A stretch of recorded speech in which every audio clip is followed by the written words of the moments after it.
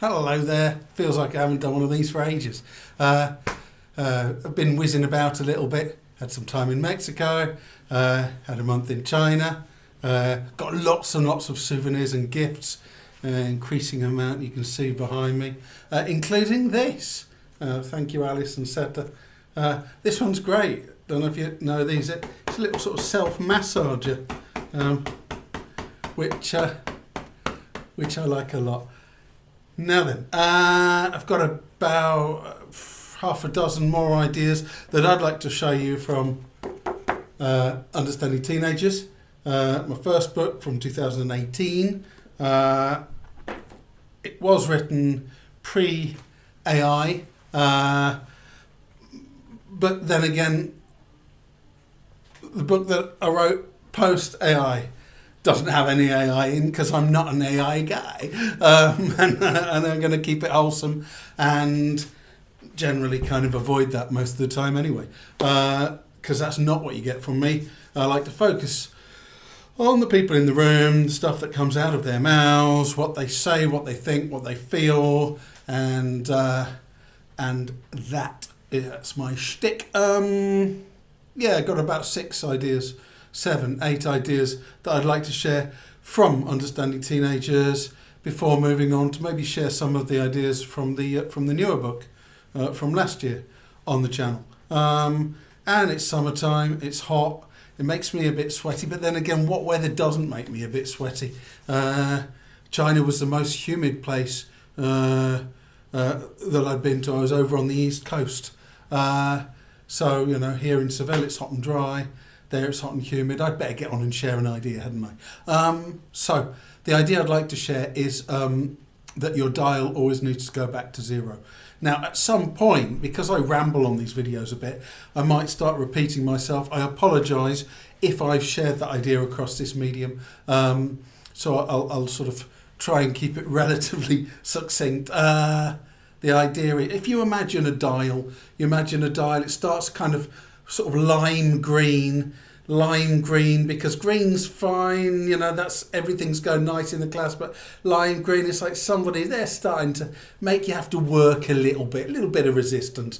Of course, we expect that. Everything is resistance in life, even our best friends cause us a bit of resistance. But as we go up a little bit more, then we're going to sort of yellowish. It's like, somebody in the class is making your life a bit difficult. You're having to work. I'm having to work a little bit harder now.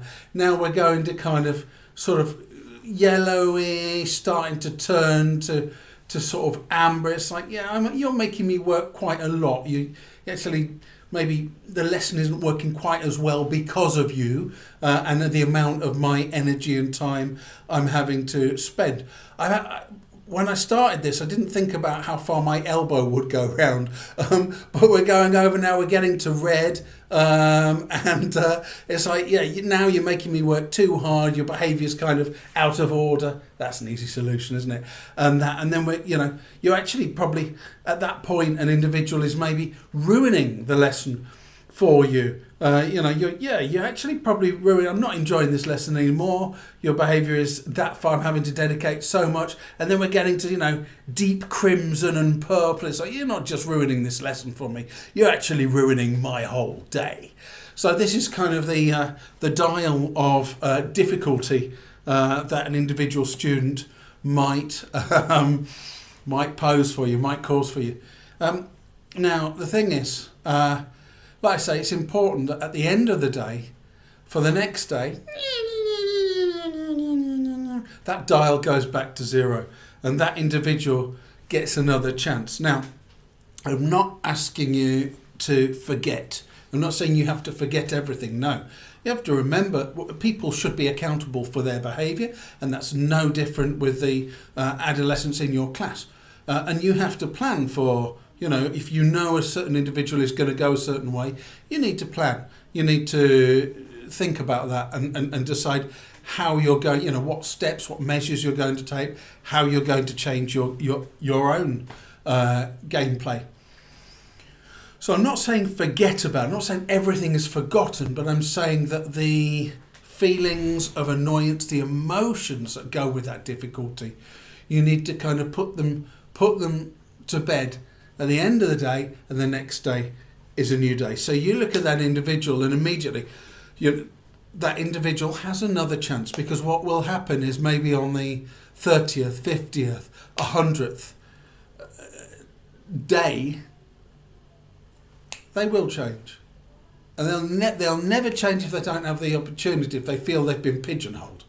So students, it may be with you this year that they will change. It may be magically between one sort of course, 1 year group, and the next. It's like, they suddenly change their attitude. People change. They're growing up.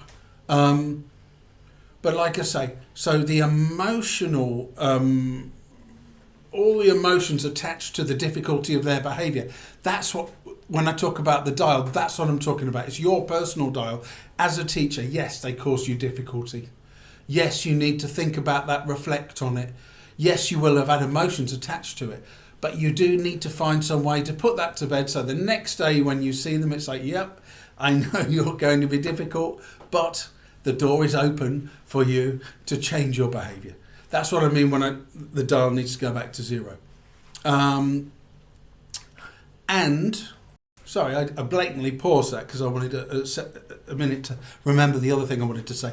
The other thing is, what we don't want to be is actually like behaving as if we think the dial's gone back to zero, but actually, we have a level of resentment for that student that's kind of up here already. It just doesn't look like it. So we're waiting, we're primed, we're annoyed from the last lesson.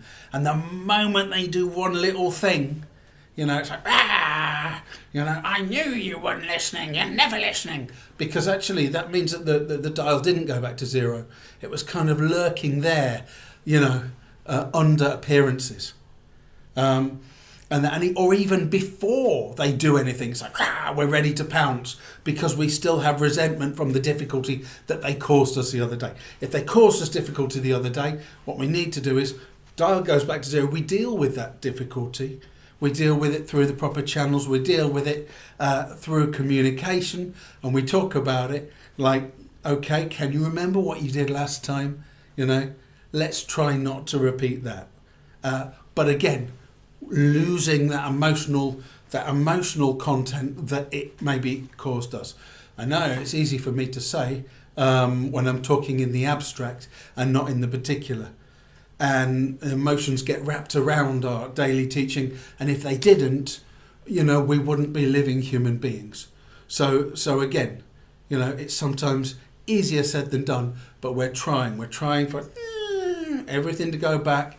People get a fresh chance, and they get treated with humanity and cordiality from the outset, even if they're track history and even if they disappoint us time and time again or cause us a level of difficulty. Okay, I mean, I'm in this, I might as well continue to the end. So what does Zizek say? Assume the mistake and go on to the end. So I'll tell you, there was this period of about 5 or 6 years when I was using, I can't remember what course book it was, but or materials, but they had the question in them or in it. It was like, who's your favourite teacher? And this is when I was teaching in an academy, as well as teaching during the daytime in a school. But it was in the academy that this question kept coming up. It might have been some exam prep materials, doesn't really matter. But I found myself asking students, talk about a teacher that you liked. And they'd always say, should I talk about a teacher here? It's like, no, I don't really want to hear about my colleagues or me, but, at your school, at your regular daytime school. So I heard from cohorts, various cohorts, over about a 5, 6, 7 year period,